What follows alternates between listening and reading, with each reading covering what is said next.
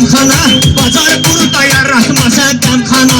Şənlikdə yaxşı denən meyxana, qonaqlardan bir üçün diqqətli bu.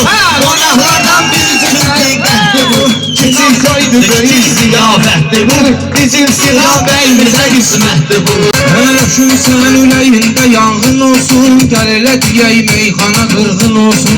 Bucaq qaqaş gözlərin aydın olsun. Dəvət almışıq bura sünnətdir bu.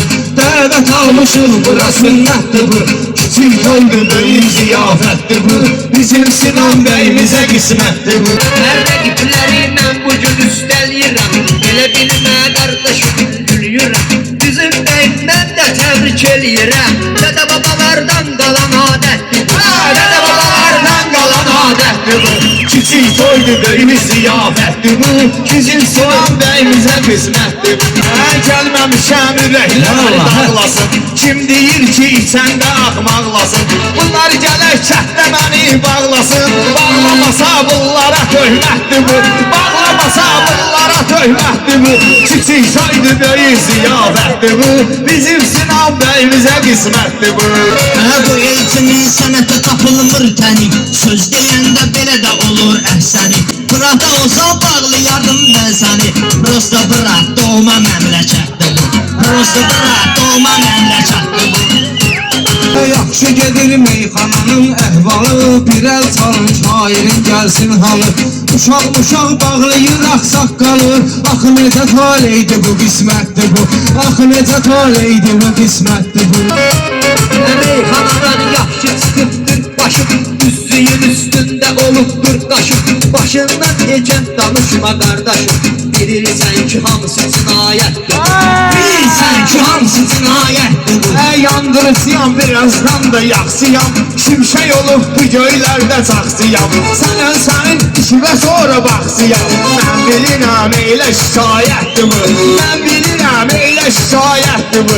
Kiçik soydu böyük ziyafətdir bu. Bunların uşağı gedirdir qatarları. Meyxananın gedir indi turları.